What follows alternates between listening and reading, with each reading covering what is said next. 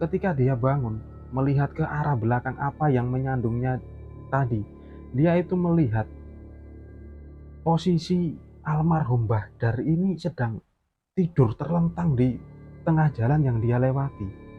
Dan sosoknya ini memang betul-betul sosok si Bahdar itu, dengan pakaiannya yang pakaian kebaya zaman dahulu, dengan kain batik yang ada di bawahnya, dan wajahnya ini terus menatap ke arah si Reza.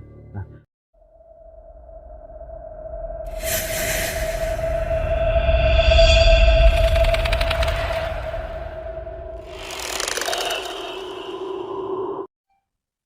aku baru saja dapat cerita dari seorang kenalan yang memang kita itu kenal lewat sosial media.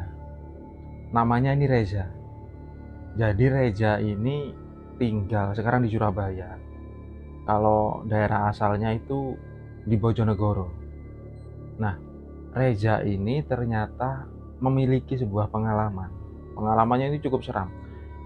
Dia pernah untuk pertama kalinya itu percaya dengan adanya sosok hantu atau makhluk gaib lah. Dan itu dikarenakan si Reza ini dulu sangat penakut sekali. Jadi pernah aku dengar kalau kita semakin takut dengan adanya setan, ketika kita sendirian justru kita ini akan diganggu. Entah itu bayangan, suara, atau bahkan langsung melihat sosok-sosok itu. Kejadiannya cukup lama sekali, tahun 2005 yang lalu ketika si Reza masih SMP lah, kelas 3. Jadi di kampungnya mungkin cukup terpelosok. Dia tinggal bersama bapak dan ibunya serta 2 adik. Dan si Reza ini merupakan anak sulung. Dan desanya ini memang dekat sekali dengan hutan, termasuk desa yang paling pelosok sendiri. Nah, di situ secara perekonomian masih sederhana lah. Banyak rumah-rumah itu berdindingkan dengan anyaman bambu, berlantai tanah, dan intinya rumahnya banyak sederhana. Dan pada waktu itu di sana ini masih banyak orang-orang tua, orang-orang yang sepuh berusia 80 tahun bahkan 90 tahun menurut si Reza ini. Salah satunya bernama Mbah Darsih. Beliau ini waktu itu umurnya 80 tahun lebih. Nah, Mbah Darsih ini hidup sebatang kara. Beliau tidak punya anak dan suaminya itu sudah lama meninggal. Jadi karakter dari Mbah Darsih ini menurut cerita dari orang tuanya si Reza, karena si Reza ini sempat bertanya tentang kisah masa lalu dari Mbah Darsih ini. Beliau dulunya itu merupakan kembang desa lah, yang ketika masa mudanya itu sangat cantik sekali. Dan pada waktu itu ketika usianya baru 19 tahun, Mbah Darsih yang masih muda ini akan dijodohkan dengan seseorang oleh orang tuanya. Tapi pada waktu itu beliau ini menolak, bahkan terjadi pertengkaran. Nah, karena alasannya si Mbah Darsih ini sudah memiliki calon, yang waktu itu ada sebuah peraturan tidak tertulis di desa tersebut. Jadi kalau di kampungnya si Reza ini tidak boleh menikah dengan salah satu kampung yang ada di seberang. Dan itu sudah turun-menurun. Jadi merupakan sebuah kepercayaan yang ada di tempat itu. Pada akhirnya waktu itu Mbah Darsih yang masih muda ini terus ngeyel sampai memberontak karena mungkin sudah saling suka sama calonnya itu. Dan akhirnya orang tuanya pun mau tidak mau menyetujuinya, walaupun pada waktu itu beberapa orang tua mereka ini terus melarang. Akhirnya Mbak Darsih ini tetap melangsungkan pernikahan yang dilakukan secara sederhana di rumah suaminya. Beberapa tahun menikah sudah mulai gonjang-ganjing karena persoalan pertama itu, beliau ini tidak memiliki anak. Tapi pernikahan itu terus berlanjut, bahkan akhirnya Mbak Darsih yang masih muda bersama suaminya itu kembali lagi ke kampungnya itu, mendirikan sebuah rumah sederhana yang berada di tengah-tengah kampungnya itu. Selang beberapa tahun kemudian ketika sudah mulai mereka cukup tua dan tetap belum juga memiliki seorang anak, gunjang-gunjing rumah tangganya ini sudah sering terjadi.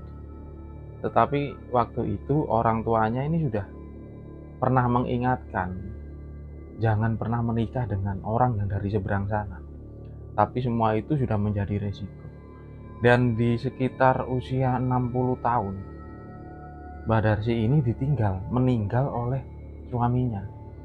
Jadi setelah itu, Mbak Darsi ini seolah-olah beliau ini mengalami tekanan mental. Apalagi orang tuanya sudah meninggal dan ternyata beliau ini cuma anak satu-satunya dan tidak punya saudara sama sekali di tempat itu. Otomatis Mbak Darsi ini tinggal sebatang kara. Nah, semenjak saat itu, beliau ini ternyata seperti orang yang sedikit mengalami gangguan jiwa. Kadang beliau ini suka marah-marah sendiri tapi dalam lokasi di dalam rumahnya. Dan waktu kalau marah-marah itu, beliau ini sampai melempar barang-barang itu ke dinding yang terbuat dari anyaman bambu. Yang di awal-awal itu beberapa tetangga ini sempat menegur, mereka menasehati. Tapi ketika Mbak Darsi ini sudah kembali seperti semula, beliau tidak ingat apa yang dilakukan. Nah, karena beliau ini hidup sebatang kara dan memiliki ada sebuah tanah pertanian lah, seperti sawah dan kebun peninggalan orang tuanya. Jadi setiap pagi beliau ke kebun, setelah itu siang pulang. Tapi dari situ beliau ini tidak pernah kekurangan. Rumah beliau ini, walaupun rumahnya biasalah kecil sederhana, tapi memiliki halaman atau dalam bahasa Jawa biasa disebut latar. Itu terbuat dari tanah yang rata di sekeliling rumahnya. Di situ itu sering sekali dibuat anak-anak itu bermain. Jadi anak kecil-kecil setelah pulang sekolah pada waktu itu mereka ke tempat Simbah Dar ini. Kemudian bermain di situ. Tapi Mbah Dar ini selalu tidak pernah menegur mereka. Kadang kalau ada makanan mereka ini dikasih. Sepertinya beliau ini sangat sayang sama anak-anak kecil itu. Tapi pada suatu hari, si Reza ini pernah melihat adiknya atau menunggu adiknya yang sedang bermain di tempat itu. Dia itu mendengar sendiri. Mbah Dar itu sedang marah-marah di dalam rumah.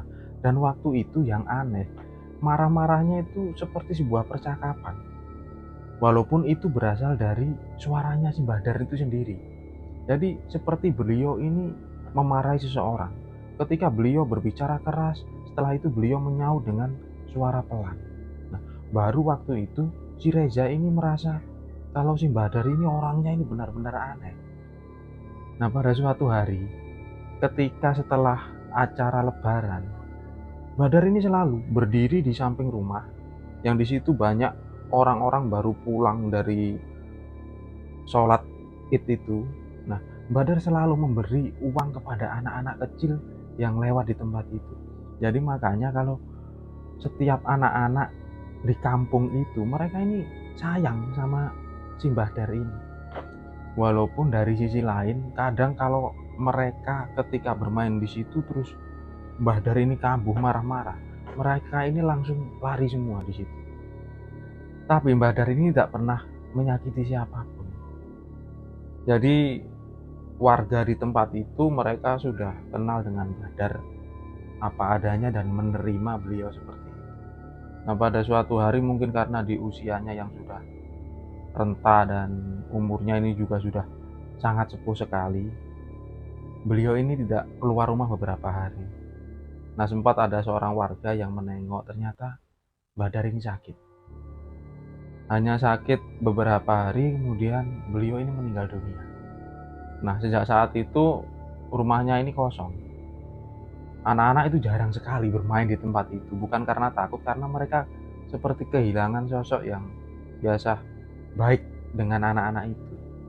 Nah, kejadian ini pun dialami oleh si Reza. Reza ini terkenal anaknya itu penakut, walaupun dia laki-laki yang sudah berumur 15 tahun. Jadi dia ini sering keluar malam, karena hiburan di kampungnya hanya nongkrong bersama teman-teman. Dan pada waktu itu dia ini sempat mendengar cerita lah dari beberapa temannya ketika mereka lewat di samping rumahnya Mbah Dar itu. Kadang mereka itu mendengar seperti suara dari dalam rumah walaupun itu lirih. Dan mereka semua tahu kalau rumah itu sudah kosong. Bahkan salah satu temannya si Reza ini, dia ini pernah melihat waktu itu remang-remang dalam keadaan malam hari. Dia ini lewat di samping rumahnya Mbah Dar ini almarhum. Nah, ketika dia lewat, dia sengaja melirik ke arah rumahnya beliau. Dan waktu itu temannya si Reza ini seperti melihat ada sosok. Sosok ini mirip betul dengan almarhum Mbah Dar ini. Beliau duduk di depan pintu. Nah, biasanya karena kebiasaan si Mbah Dar ini, kalau ketika terang bulan, beliau itu duduk di depan pintu sambil menyanyikan lagu-lagu Jawa tempo dulu. Nah, karena waktu itu tidak terang bulan, jadi redup. Apalagi rumahnya Mbah Dar ini tidak ada penerangannya sama sekali. Dia itu melihat sosok Mbah Dar ini sedang duduk, dan duduk itu memandang ke arah jalan yang di situ temannya si Reza ini lewat. Nah, karena temannya ini tidak terlalu penakut, jadi dia membiarkannya saja. Cerita itu pun berkembang lah di antara teman-temannya si Reza yang mereka hampir setiap malam itu nongkrong dan keluyuran di kampung itu. Pada akhirnya mungkin ini malam apes dari si Reza. Setelah mendengar cerita itu, dia ini pulang, dan pulangnya itu memang sudah jam 1 malam. Karena rumahnya si Reza ini memang harus melewati jalan itu, jalan tepat di sampingnya rumahnya Mbah Dar. Dia mau tidak mau harus lewat situ karena tidak ada jalan lain. Dan apesnya, teman-temannya ini memang sengaja menginap di salah satu tempat tongkrongan itu. Karena si Reza ini besoknya harus sekolah, jadi dia pulang. Ketika dia mulai keluar dari tempat tongkrongannya itu mau pulang, dia ini sempat diam karena ada perasaan masih takut dengan mendengarkan cerita sebelumnya. Kemudian Reza ini yang membawa sarung dibungkuskan ke kepalanya. Dia tidak membawa senter atau alat penerangan. Dia berjalan di jalan setapak tengah kampung yang terbuat dari tatanan batu. Tapi ketika sampai di samping rumahnya almarhum Mbah Dar ini, dia ini memang mendengar suara seperti orang ngobrol. Dan obrolannya itu seperti antara dua orang perempuan. Yang satu seperti suara Mbah Dar, yang satu suara seperti seorang perempuan yang masih muda. Nah, menurut cerita sebelumnya yang pernah didengar si Reza ini, itu merupakan obrolan dari Mbah Dar ketika beliau sudah menjadi sosok nenek-nenek, dan Mbah Dar ketika beliau ini masih muda. Seperti dia ini selalu menyalahkan sosoknya ketika masih muda mengambil keputusan untuk menikah dengan almarhum suaminya dulu. Jadi seperti sebuah penyesalan. Nah, si Reza yang awalnya dia ini penakut, waktu itu entah kenapa dia menjadi penasaran. Reza ini kemudian mendekat ke rumah almarhum Mbah Dar ini. Dia masih mendengar suara itu semakin jelas, semakin jelas. Nah, setelah dia ini sadar kalau itu jelas-jelas bukan manusia, karena Mbah Dar ini sudah cukup lama meninggal, akhirnya si Reza ini dia merinding dan mau berbalik pulang. Nah, ketika pulang ini mau melangkah keluar dari halaman rumahnya almarhum Mbah Dar ini, si Reza ini mau berlari. Nah, ketika dia berlari saking ketakutannya, dia ini menyandung sesuatu sampai dia ini terjatuh berguling beberapa kali. Nah, waktu itu akhirnya si Reza ini berusaha bangun. Ketika dia bangun, melihat ke arah belakang apa yang menyandungnya tadi, dia itu melihat posisi almarhum Mbah Dar ini sedang tidur terlentang di tengah jalan yang dia lewati.